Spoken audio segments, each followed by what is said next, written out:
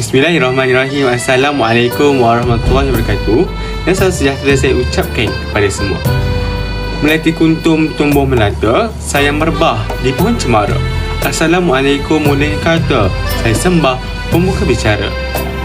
Kami daripada kumpulan 2 pada hari ini akan membentangkan tajuk berkaitan dengan manifestasi akal budi masyarakat Melayu dalam karya tradisi tradisional. Kumpulan kami terdiri daripada saya, Muhammad Zakar Fahmi, ditemani oleh saudari Nazirah dan Zahira. Hadirin dan hadirat sekalian, pada hari ini kumpulan kami akan membentangkan manifestasi akal budi masyarakat Melayu dalam 4 bentuk, iaitu yang pertama syair, pantun, gurindam dan sloka. Jadi, ayo bersama-sama kita saksikan bersama-sama pembentangan kumpulan kami pada hari ini. Kata orang, tak kenal maka tak cinta. Jadi sebelum kita pergi kepada perbincangan yang lebih jauh, elok kira pada hari ini kita berkenalan dengan topik perbincangan kita pada hari ini. Seperti yang mana kita tahu, posisi tradisional ini merupakan elemen yang amat penting dalam kehidupan masyarakat terdahulu. Bahkan sampai sekarang, elemen ini merupakan elemen yang penting dalam mengungkapkan pemikiran dan akal budi orang Melayu itu sendiri. Yang mana puisi tradisional ini terhasil daripada pengamatan keadaan sekeliling, tingkah laku, norma hidup, adat dan juga budaya. Yang mana akal budi ini sebenarnya ia mencerminkan pemikiran, perbuatan seseorang dan sikap seseorang manusia tersebut. Yang mana akal budi ini boleh dilihat dalam 4 aspek utama. Yang pertama, pemikiran, pertuturan, gaya hidup dan juga perlakuan. Jadi pada hari ini kita mengkaji bersama-sama 4 aspek utama pada hari ini. Yang pertama adalah pemikiran. Pemikiran ini adalah proses yang menggunakan minda untuk mencari maklumat dan memahami sesuatu perkara dengan menerokai pelbagai kemungkinan idea yang ada dalam sesuatu makna tersebut. Yang mana menurut pandangan Islam, akal ini berfungsi untuk memerhatikan tenaga supaya otak manusia bekerja dan beroperasi. Yang mana tambahan pula, menurut pandangan Islam, manusia ini menggunakan akal dan hati untuk mendekati dan berinteraksi dengan Tuhan. Baiklah, seterusnya kita pergi yang kedua, iaitu pertuturan. Seperti mana yang kita tahu, masyarakat Melayu pada zaman dulu, kini dan selamanya terkenal dengan sifat kesantunan. Yang mana santun ini sendiri membawa maksud halus budi ataupun budi perketi dan berusaha untuk menghindar konflik antara penutur dan pendengar dalam proses komunikasi.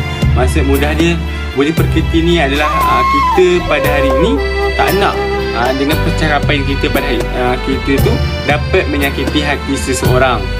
Okey, selain itu, menggunakan bahasa yang baik, sopan dan beradab itu dan menunjukkan penghormatan kepada seseorang individu yang kita bercakap tu juga merupakan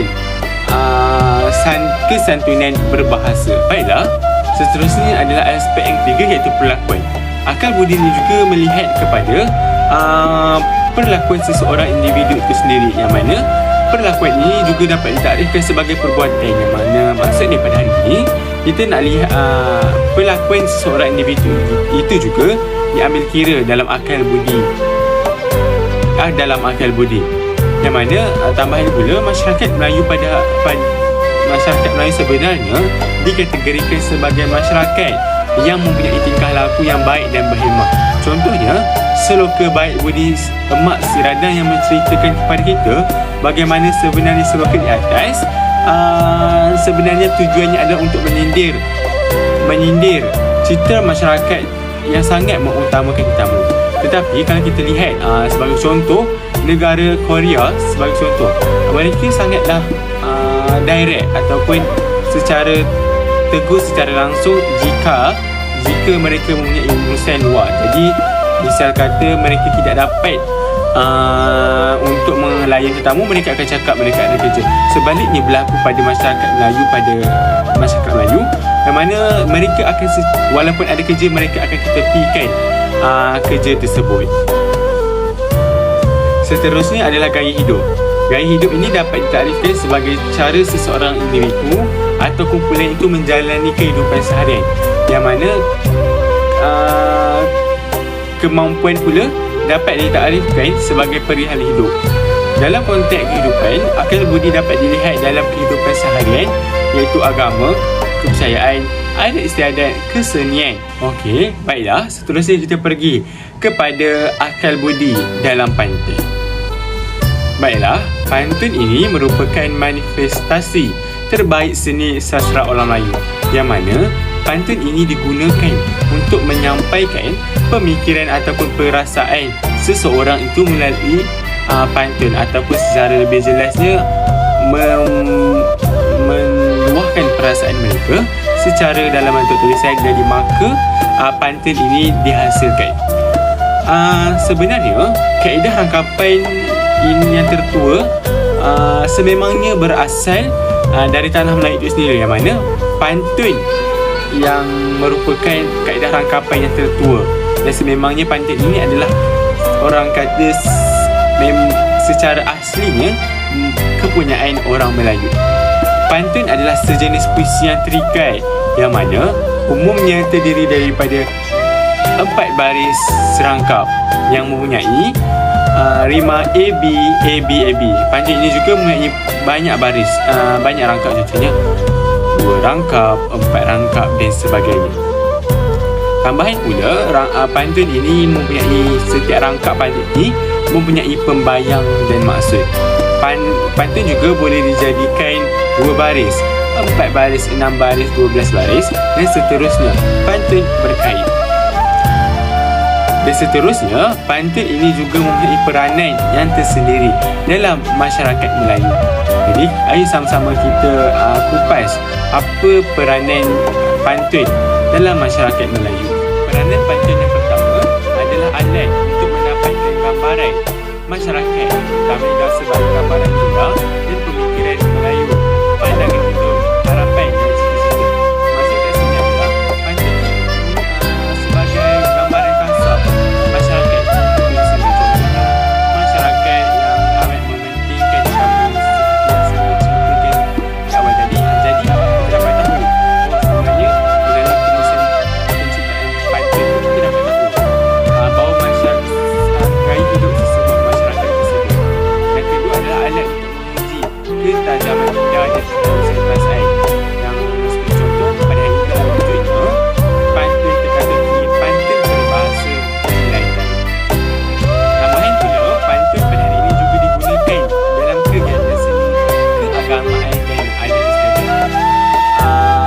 Selain itu, pantun ini digunakan untuk pendidikan, sama ada untuk menyindir, kiasan ataupun bertulis terang. Yang mana kalau kita tahu, pantun ini juga ada maksud terselek, sama ada untuk menyindir, untuk memberi gambaran ataupun bertulis terang dengan sesebuah sikap ataupun atau sebagainya.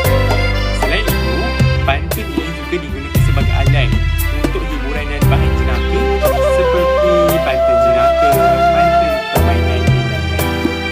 Dan akhir sekali adalah pantun ini digunakan untuk berkomunikasi, untuk berfungsi menyampaikan isian. Sebagai contoh, sanjungan, pemujaan dan ucapan selamat seseorang dalam majlis ataupun dalam majlis kasih. Baiklah, seterusnya kita akan lihat beberapa contoh pantun. Yang pertama, biar orang mencabut cendawan, kita mencabut padikan mati. Biar orang berebut usahawan, kita berebut budi pergi. Kalau bertanah dengan menilai, mengancam bulan, ucap isi. Kalau gelap, nak jangan menilai. Kalau menilai, rendah budi. Yang mana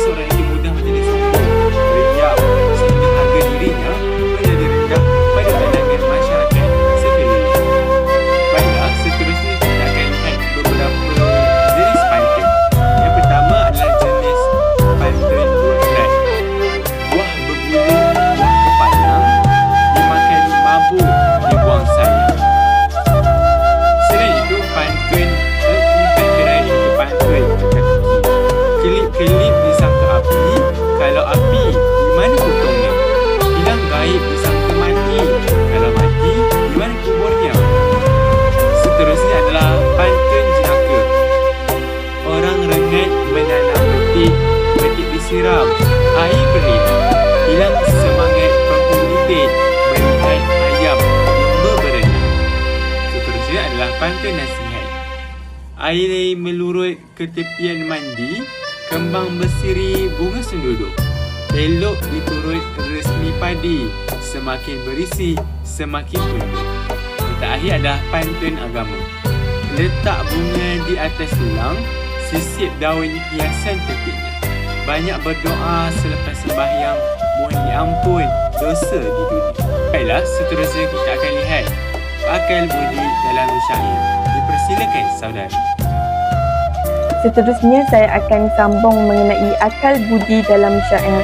Sebagaimana kita sedia tahu, syair merupakan satu bentuk puisi tradisional ciptaan dan kepunyaan orang Melayu yang mendapat pengaruh Arab dan Parsi.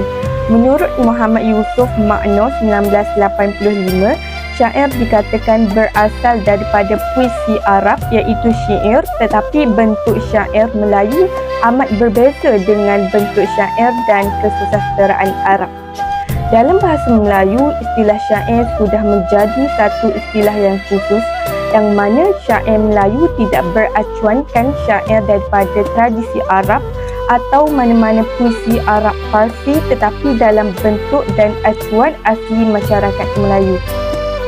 Dalam puisi Melayu tradisional, bentuk syair dipercayai diperkenalkan dan dikembangkan oleh Hamzah Fansuri sekitar abad ke-16 dengan tujuan untuk mengajarkan ajaran agama Islam kepada masyarakat. Seterusnya, seperti juga pantun, syair ialah satu karya kreatif lisan genre puisi tradisional. Pada awalnya, ia digunakan secara meluas di Nusantara untuk menyebarkan ajaran tasawuf selain bertujuan untuk bercerita. Hamzah Fansuri ialah seorang penyair yang dipercayai dilahirkan pada akhir abad ke-16 di Barus atau Pancur, Sumatera Utara. Hasil karya beliau yang paling popular ialah syair Perahu yang banyak membawa pemikiran agama iaitu lebih kepada ajaran tasawuf. Dalam aspek akal budi pula, penulis iaitu Hamzah Fansuri mencipta syair bertujuan untuk membetulkan perjalanan hidup manusia di dunia ini demi kesejahteraan hidup di akhirat. Selain itu, penyair menganjurkan agar kita sentiasa berfikir demi membetulkan iman. Hanya melalui iman yang mantap dan jalan tauhid yang betul sahaja menyebabkan kita berjaya di dunia dan di akhirat. Dalam rangkaian kedua syair Perahu, penyair meminta kita untuk mengenali diri sendiri kerana apabila kita sudah mengenali diri kita, barulah kita dapat mengenali Allah yang mencipta kita. Selain itu, penyair juga mengibaratkan kehidupan manusia sama seperti sebuah perahu kerana kita terpaksa melayari kehidupan dunia yang sementara ini dengan pelbagai ujian seperti perahu yang sering dipukul gelombang. Tujuan tamsilan ini mengharapkan kita supaya bersedia menghadapi ujian dunia yang bersifat sementara. Jika kita berjaya mengharungi ujian ini, sudah tentu kita akan dapat berlabuh dengan selamat di Pulau Idaman, iaitu tempat yang kekal selama-lamanya dalam syurga. Seterusnya, sebuah lagu syair yang menarik untuk dikaji ialah syair Bidasari, iaitu bergenre syair romantik yang amat popular dalam masyarakat Melayu sekitar abad ke-18 dan ke-19. Tarikh teksnya dikarang dipercayai seawal 1750 Masihi oleh pengarang asal berdasarkan hikayat di Kembayat negara Champa, iaitu menurut rangkap pertama syair tersebut. Syair Bidasari ialah sebuah karya asli Melayu dan dikatakan berasal dari Palembang berdasarkan beberapa faktor linguistik. Syair Bidasari ini pernah diangkat dijadikan sebuah filem dengan judul Bidasari yang diterbitkan di Malaysia pada tahun 1965. Pelakon utamanya adalah Sarimah yang memegang watak utama sebagai Bidasari. Syair ini berkisar pada Bidasari, seorang puteri raja yang sangat cantik, tetapi dia tidak tahu asal-usulnya. Kemudian dia diambil sebagai anak angkat oleh sepasang pedagang yang kaya. Ratu negeri yang cemburu akan kecantikannya kemudian bersekongkol membuang Bidasari ke hutan.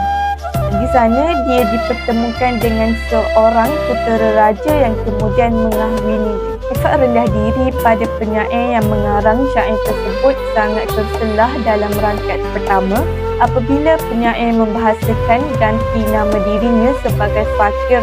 Perkataan fakir merujuk kepada individu yang tidak mampu menampung dari segi keperluan hariannya seperti membeli makanan, pakaian, tempat tinggal, pendidikan dan sebagainya yang melibatkan kehendak dan keperluan harian seorang manusia. Individu terbabit juga tidak mempunyai pekerjaan yang tetap. Sikap masyarakat Melayu yang sering merendahkan diri sebagai suatu adab apabila berhubung dengan orang lain akan sentiasa mengingatkan individu supaya tidak berasa riak dengan kelebihan yang ada dalam diri masing-masing. Rangkap syair Bahaya Fitnah menggalakkan individu supaya menghindarkan diri daripada perbuatan fitnah dalam masyarakat. Hal ini kerana fitnah merupakan sesuatu perbuatan yang sangat keji dan berbahaya. Malahan, perbuatan ini akan menimbulkan huru-hara dan kerosakan dalam masyarakat sendiri. Seterusnya, syair Kelebihan Ilmu karya Za'bar pula membuktikan bahawa ilmu merupakan satu perkara yang sangat penting dan dipandang tinggi dalam masyarakat Melayu. Malahan, dengan ilmulah yang akan membezakan kedudukan seseorang. Begitulah tingginya pemikiran masyarakat Melayu yang dijelmakan dalam puisi tradisional syair dalam meletakkan sesuatu yang begitu tinggi nilainya, iaitu ilmu. Sehingga dibandingkan ilmu itu tidak mampu dibeli ataupun digadai dengan nilai sebuah dunia dengan segala kekayaannya. Dengan meletakkan sesuatu di tempat yang betul menunjukkan masyarakat sudah mempunyai suatu pemikiran yang tinggi dalam membandingkan keperluan dan keutamaan dalam menjalani kehidupan seharian. Puisi seperti syair menjadi pegangan dan pedoman kepada masyarakat Melayu sebagai suatu hala tuju hidup yang sempurna. Seterusnya, saya akan menghuraikan tentang Gurindam 12 yang dikatakan menyentuh kelima-lima bidang falsafah. Bidang falsafah yang pertama ialah etika, iaitu pemikiran tentang moral, pendidikan dan pengajaran.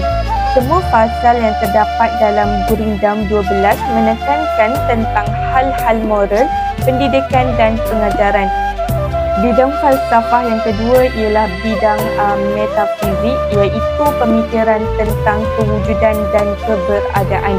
Gurindam 12 ada menyatakan tentang kewujudan Allah Subhanahu Wa Taala, akhirat, syaitan, balasan, dosa dan sebagainya. Hal ini dalam pandangan manusia tidak dapat dilihat, tetapi sememangnya wujud dan pengarangnya yakin perkara-perkara tersebut ada dan benar.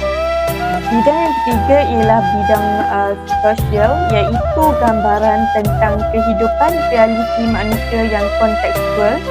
Penyair banyak memperlihatkan aspek ini dalam gurindamnya seperti yang terdapat dalam pasal 4 hingga pasal 12 yang memperlihatkan tentang menjaga adab semasa bersosial. Seterusnya, bidang yang keempat yang terdapat dalam Gurindam 12 ialah bidang politik, yang mana merupakan satu aplikasi dan tujuan dalam sistem pemerintahan sebuah negara. Raja Ali Haji dalam Gurindamnya ada menyentuh hal politik, iaitu berkenaan dengan tanggungjawab pemerintah dan sebagainya. Falsafah yang terakhir ialah falsafah dalam bidang logik, yang bermaksud pemikiran yang rasional berdasarkan ta'akulan dan sebab musabab. Gurindam 12 memperlihatkan bahawa perkara yang terkandung di dalamnya semuanya adalah bersifat rasional, berdasarkan ta'akulan dan ada yang menyatakan sebab musabab. Menurut Muhammad Rashid Mat Idris 2014, konsep pemikiran bermula dengan idea yang kemudiannya dimatangkan pengarang menjadi subjek. Akhirnya penyataan itu menjadi buah fikiran yang bernas dan signifikan. Menurutnya lagi, setiap pengarang mempunyai cara yang tersendiri dalam memilih bahan, memantapkannya dan kemudiannya dijelmakan menjadi mesej. Antara pemikiran yang terdapat dalam Gurindam 12 ialah pesanan terhadap pendengar dan pembaca ke arah kebaikan, mengingatkan pendengar atau pembaca tentang rukun Islam dan akibat tidak menunaikannya. Kepentingan menjaga anggota badan daripada berbuat maksiat akibat tidak menjaga tingkah laku, panduan tentang cara mengenali orang, perihal tentang wujud dan perlakuan syaitan, serta perihal tentang adab antaranya anak dan ibu bapa. Raja Ahli Haji mengajar dan mengajak manusia agar berbuat baik dan meninggalkan segala larangan Allah Subhanahu Wa Taala. Golongan pendengar atau pembaca yang ditujukan pula adalah secara menyeluruh, iaitu daripada golongan atasan, iaitu raja sehinggalah kepada golongan rakyat bawahan, iaitu hamba. Gurindam merupakan sebuah puisi Melayu lama yang tidak tentu bentuknya, sama ada terikat ataupun tidak. Lazimnya beberapa rangkap gurindam diperlukan untuk melengkapkan satu keseluruhan idea. Namun begitu, Gurindam 12 yang merupakan karya Raja Ali Haji merupakan satu karya yang sangat indah. Hal ini demikian kerana karya tersebut mempamerkan ilmu falsafah yang tinggi, memperlihatkan pemikiran pengarangnya sebagai seorang ilmuwan dan ulama, dan menonjolkan nilai kepengarangan dan aspek estetikanya. Gurindam 12 juga bukan hanya sekadar gurindam yang dinyanyikan sebagai alat hiburan masyarakat zaman dahulu, akan tetapi gurindam juga berfungsi sebagai satu pesanan dan peringatan untuk semua manusia yang mendengarnya agar mengambil iktibar dan pedoman terhadap isi dan mesej yang disampaikan melalui gurindam tersebut. Baiklah, seterusnya kita pergi kepada akal budi dalam seloka. Sebelum itu, mari kita ketahui asal-usul istilah seloka. Istilah seloka berasal daripada perkataan Sanskrit iaitu shloka yang bermaksud berseluruh, berjenaka atau menyindir. Seloka juga mula berkembang serta dikenali di alam Melayu semasa kedatangan dan perkembangan agama Hindu di Asia Tenggara. Menurut Harun Makpias 1989, dipercayai bahawa teks Mahabharata 100,000 rangkap dan Ramayana 24,000 rangkap merupakan naskah terawal yang ditulis dalam bentuk seloka. Selain itu, seloka juga lebih merupakan kepada pepatah, bidalan atau perumpamaan yang mengandungi unsur jenaka, gurau senda, olokan, ejekan dan sindiran. Terusnya, sebahagian besar seloka Melayu ditulis dalam bentuk terikat, iaitu yang pertama mengandungi 4 baris rangkap, yang kedua mirip kepada bentuk pantun dan syair. Terdapat juga seloka dalam bentuk bebas dan setiap baris mengandungi maksud. Menurut Harun Makpiah juga, pada tahun 1989, seloka merujuk kepada puisi Melayu bebas yang tidak mempunyai bentuk tertentu dari segi pertama rangkap, dua jumlah baris, yang ketiga mempunyai irama ataupun tidak. Baiklah, seterusnya mari kita lihat kepada ciri-ciri seloka. Seloka terdiri daripada ungkapan berjajar, melebihi 2 baris, mempunyai kadensa yang sama seperti talibun dan prosa berirama. Maksud kadensa ialah naik turun nadanya, manakala maksud talibun ialah sejenis puisi lama yang terdiri daripada 4 baris dan biasanya terdiri daripada 16 atau 20 baris. Selain itu, seloka juga mempunyai isi dan mesej yang syarat dengan sindiran yang berguna, yang bertujuan untuk memberi pengajaran dan teladan untuk pendengar dan pembaca. Antara seloka yang terkenal dalam masyarakat Melayu ialah seloka Pak Pandir yang diambil daripada cerita jenaka rakyat.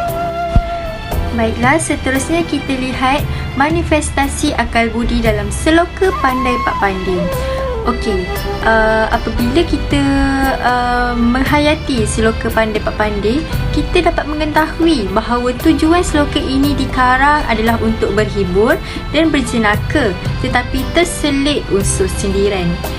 Ini dikatakan kerana Pak Pandir mewakili sikap masyarakat Melayu yang dikatakan mempunyai sikap-sikap negatif. Sikap negatif tersebut dijadikan senda gurau dan sindiran dalam seloka. watak Pak Pandey telah dijadikan sebagai watak yang mewakili sikap negatif masyarakat Melayu. Pak Pandey juga dikatakan sering bernasib buruk. Contohnya, sikap negatif seperti sikap mengutamakan orang lain perlu ditinggalkan kerana ia merugikan diri sendiri dan keluarga terdekat. Baiklah, setelah menghayati maksud yang terkandung dalam slogan Pak Pandey, terdapat beberapa maklumat yang terkandung dalam slogan ini. Yang pertama, melakukan perkara tetapi tidak bersungguh-sungguh. Ini dapat dilihat apabila Pak Pandey melakukan sesuatu perkara dengan tidak bersungguh-sungguh dan menyebabkan kerja yang dilakukan beliau tidak mendatangkan hasil. Seperti dalam baris, kilat memancar, hujan tak jadi. Yang kedua, sikap mengutamakan orang lain. Dapat dilihat apabila Pak Pandey bukan sahaja sanggup menggadaikan anaknya, malah dia menyakitinya, seperti dalam frasa anak dipijak. Pihak yang tidak berkenaan pula diberi layanan yang baik, seperti dikatakan dalam frasa dagang dijinjing. Yang ketiga, hartanya telah habis tergadai. Ini dapat dilihat apabila Pak Pandey tidak pandai mengurus harta, seperti dalam baris hartanya habis tergadai. Beliau berkemungkinan seorang yang boros berbelanja, banyak berhutang, lalu terpaksa menggadaikan hartanya. Baiklah, seterusnya kita pergi kepada akal budi dalam gurindam. Gurindam ini merupakan satu bentuk puisi Melayu tradisional dan diperkenalkan oleh Raja Haji Ali melalui Gurindam 12 pada tahun 1846. Selain itu, gurindam ini berbentuk terikat, terdiri daripada 2 baris rangkap, mengandungi 3 hingga 6 patah perkataan dengan rima akhir a. Gurindam ini kita dapat dilihat apabila disebut kedua baris jadi ayat majmuk, apabila jika dipisah ayat pertama jadi sebab, manakala ayat kedua menjadi akibat. Isi gurindam juga mengandungi nasihat, pengajaran, kebenaran serta pernyataan perasaan cinta. Perkataan gurindam juga berasal dari bahasa Tamil iaitu iradam ataupun kirandam, yang bermaksud puisi secara terbuka dan mengutarakan idea yang saling melengkapi serta merupakan petua, nasihat ataupun pengajaran. Berikut merupakan Gurindam 12 Fasal pertama. Setelah menghayati Gurindam 12 Fasal pertama, terdapat beberapa maklumat yang ingin disampaikan oleh pengarang. Pertama, barang siapa tiada memegang agama, sekali-sekala tiada boleh dibilangkan nama. Di sini, apabila hidup tidak mengenal agama yakni Tuhan, maka hidupnya sia-sia tanpa ada tujuan sehingga menyebabkan seseorang itu sentiasa risau dan gelisah. Yang kedua, barang siapa yang mengenal yang empat, maka ia itulah orang yang mengenal makrifat. Maksudnya di sini berkait dengan ajaran tasawuf iaitu syariat, makrifat, tarikat dan hakikat. Apabila mengenal yang empat ini, maka kehidupan seseorang itu semakin terang tanpa was-was. Yang ketiga, barang siapa mengenal Allah, suruh dan tegahnya tiada ia menyalahi. Maksud di sini, apabila kita mengenal Allah Subhanahu Wa Taala, seseorang itu perlu melaksanakan segala perintahnya dan meninggalkan segala larangannya. Yang keempat, barang siapa mengenal diri, maka telah mengenal akan Tuhan yang bahari. Maksudnya di sini, hakikat kita sebagai hamba yang serba-serbi kekurangan, maka kita memerlukan Allah Subhanahu Wa Taala yang maha berkuasa untuk menentukan kehidupan. Yang kelima, barang siapa yang mengenal dunia, tahulah ia barang yang terpedaya. Maksudnya di sini, kita perlu mengenal dunia iaitu bersifat sementara ataupun fana, iaitu tidak kekal, maka kita tidak akan mudah terpengaruh dengan godaan dunia. Yang keenam, barang siapa mengenal akhirat, ketahuilah ia dunia mudarat. Maksud di sini, hakikat sebenar kehidupan menjadikan dunia sebagai jambatan kehidupan di akhirat yang kekal buat selama-lamanya. Rancangan akal budi masyarakat Melayu juga boleh dilihat dalam konteks falsafah dan pemikiran dalam puisi tersebut.